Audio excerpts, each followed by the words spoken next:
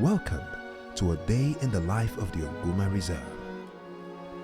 In this 6-episode series, we follow the men and women who have dedicated their lives to preserving and protecting this piece of wilderness and the wildlife that call it their home. Winter has arrived in Namibia, and so we have entered the dry season as our evenings start getting colder. Our lion cubs have grown into strong and determined individuals who are still learning life skills under the watchful eyes of their mothers. One day, they will reign over their own pride within the Onguma Reserve. But for now, it's time to catch up on some much needed rest before the day starts with a new set of challenges ahead. This is episode 5, Never a Dull Moment.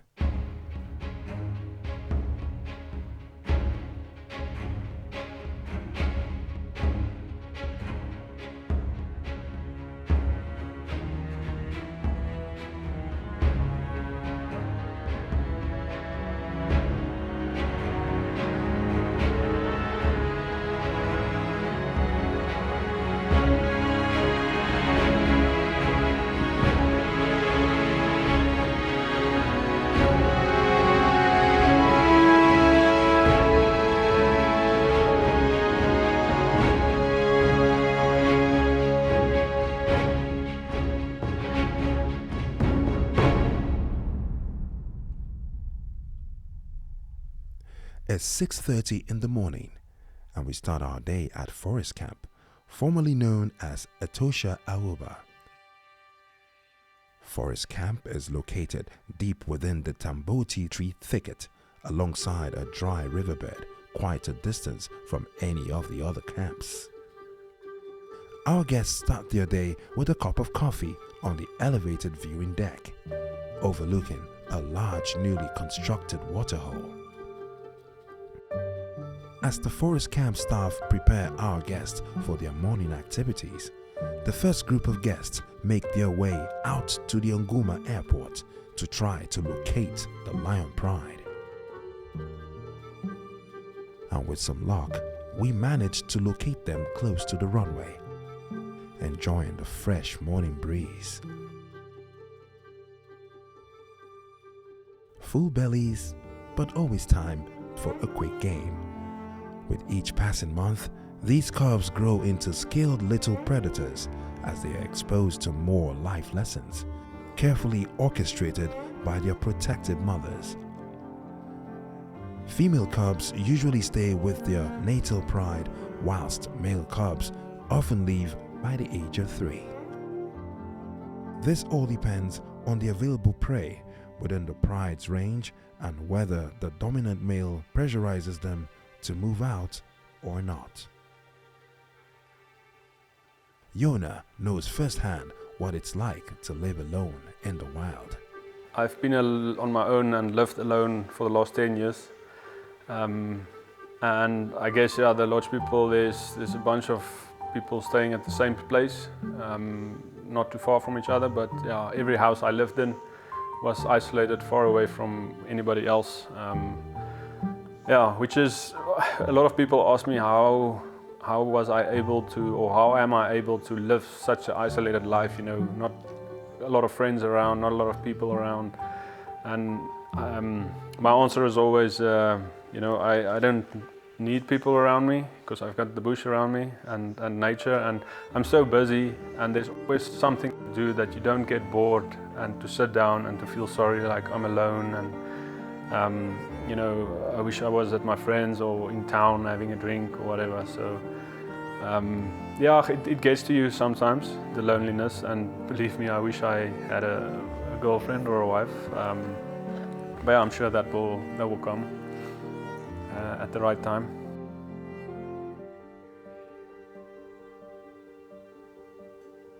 Today is RTR Drill Day, which stands for Return Fire, Take Cover, Return Appropriate Fire.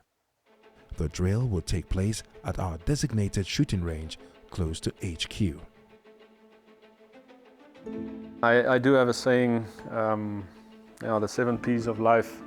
My lecturer in my studies, he taught me that. I once I was late with a project and I had a bunch of excuses, and then he said, do you know the 7 P's of life? And I said, no, I don't, teach me. And the 7 P's are proper prior planning prevents a poor performance.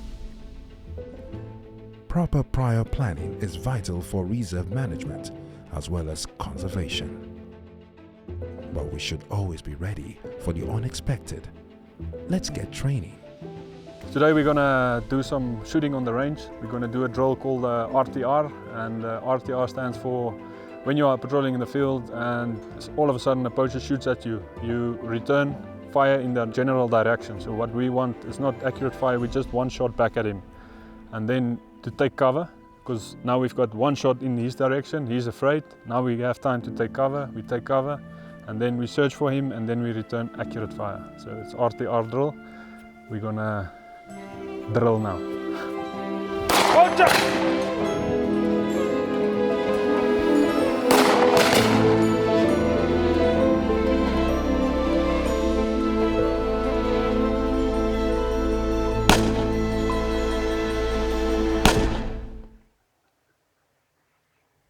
Poaching is only one threat our wildlife are faced with on a daily basis.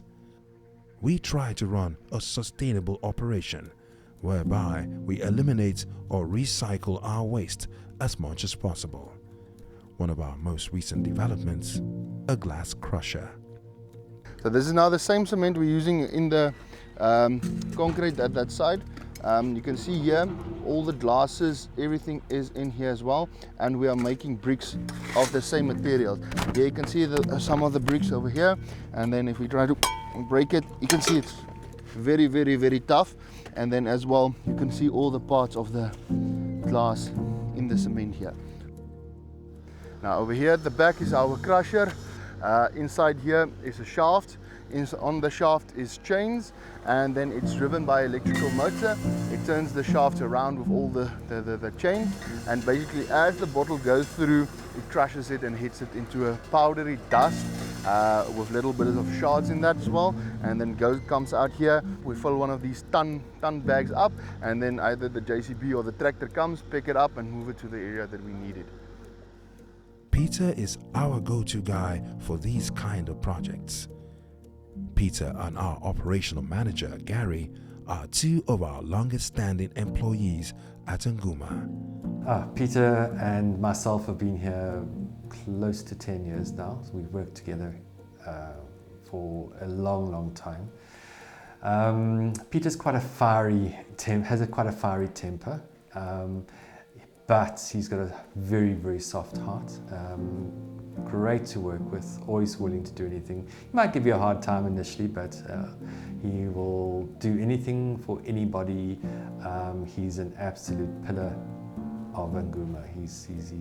He's built and rebuilt and developed the property and the properties so much over the years. Total strength, absolute star.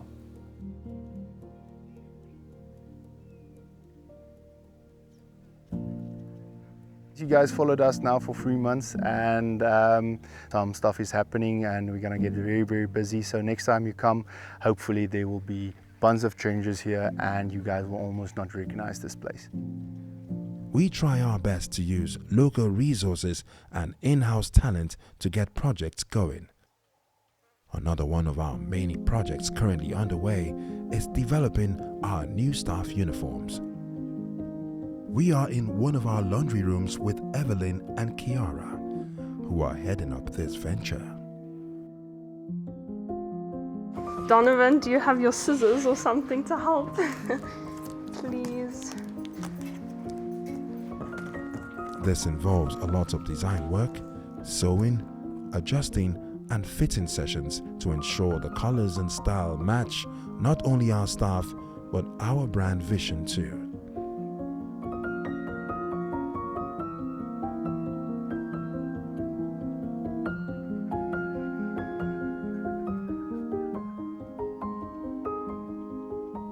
It's midday at bush camp, and we've just run into Marius, a totally different sight to his usual appearance in chef whites. Morning. How are you? I'm good. I'm on my way home. I'm just around in the camp a bit, but I'm off today. I want to see anybody, please. So yeah, see you guys. Ciao. Marius, Chef Marius. Marius, yeah, he's typical chef, but yeah, he loves what he's doing as well. He's a character, and he has his moments, and yeah, he's a bit of a drama queen at times. I had to source and buy and bring a PlayStation 5 back from Cape Town for him. That keeps him out of mischief and keeps him busy. So yeah, it's a nice balance between work, when he works hard, and he can go home and play and have fun and, well, get lost in his world of PlayStation. In his off time, Marius is an avid gamer. He has his very own PlayStation setup, a little escape from reality, but still very different from the RTR training our APU team endure. The first reaction needs to be quicker. It's like my shot, bang, bang, quick. And then you have time to, when you are there, you have all the time. You missed. When I patrol, there will be a bullet here, like this. And if someone shoot me, you don't have to with his thumb, you know. You can do any way you want. Yeah, normally you should do it like this, but when you are in trouble, any way you can roll it. And for me now, I patrol, there's a shot, bang. I shoot from the hip, nah? The first shot. Bullet, you are listening, nah? The first shot is not accurate. It can be from here, bang. So you patrol, bang. But always control. You can see on the exit wounds.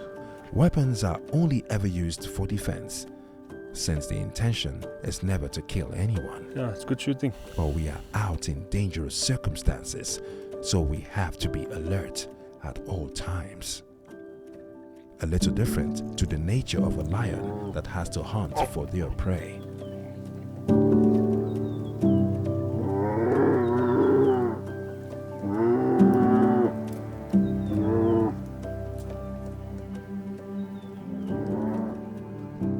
A kudu creates another perfect opportunity for the young cubs to learn.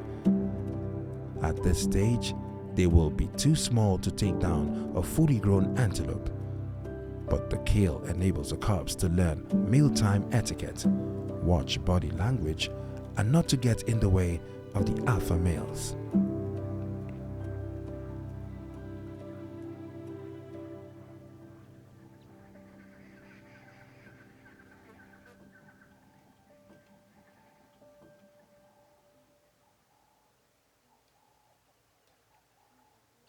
The world we have been depicting for you over the past few episodes seems so perfect, doesn't it? But have you really thought about it? What it would take to live in such an isolated, high-demanding environment?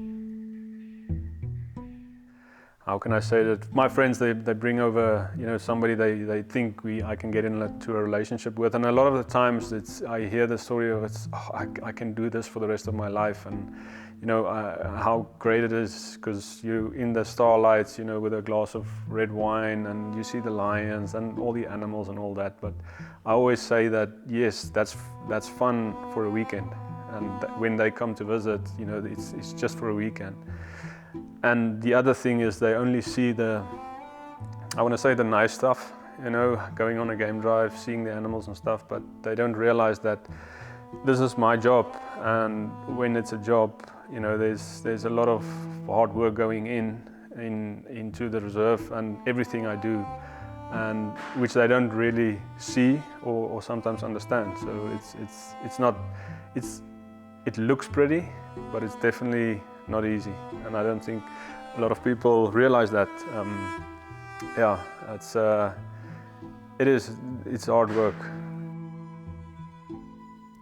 Yona is the head of a major department, one that is ever changing.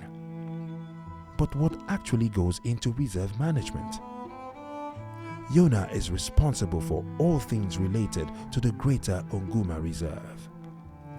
Water points must be maintained. Pipes and electricity poles need to be replaced every time an elephant decides to push his weight around, quite literally. In addition to that, the APU training should be kept current and constantly improved, as the poachers continuously upgrade their weaponry and their methods.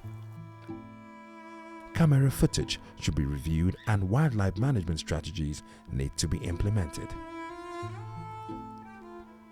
Game counts and game capture programs are a big responsibility when your property is securely fenced off and wildlife cannot naturally migrate as they could before fences were erected.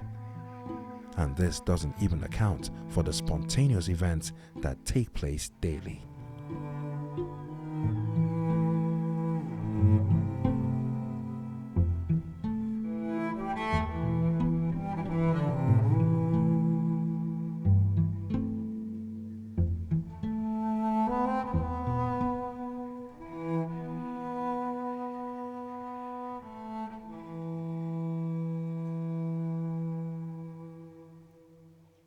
Most of our guests are still out on their activity. Back at Forest Camp, the rooms are being given a once-over by our staff before they return. The Tamboti forests create a magical fairy tale setting along the dry riverbed, which runs right through the camp. Our staff are always back at their base during the lunch hours. But today, at Bush Camp, all the Onguma managers are getting together to embark on a surprise getaway organized by Gary. Today's the day. We're off to do our team building. A lot of excitement, also a bit of nervousness, I think. People don't know what's happening. I had Yona in my office asking what, where, how, when. It's good. We'll see. I'm sure we're all going to be escaping for a couple of days and come back ready and recharge for the new year. Oh yeah, I forgot one thing we must have a look at. We had a t-shirt made for everybody. The Onguma on there, and then the team bonding, the team Onguma. And not forgetting the hat.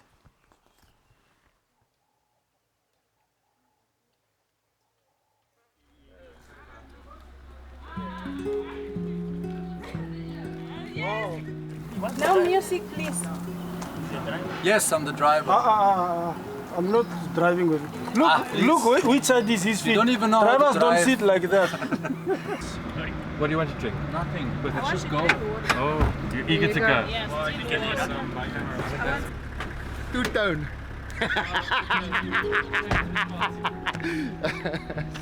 Yes. No, Johnny's coming now. Johnny have to go with you. Okay, cool. Because Yona has to go directly by himself. Okay. Go on, go. No problem. Come on. See you on the other side. All right, see you on the other side.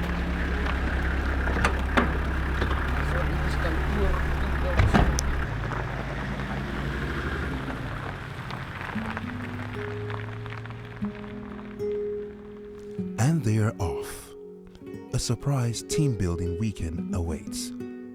Join us again in episode 6, our season finale.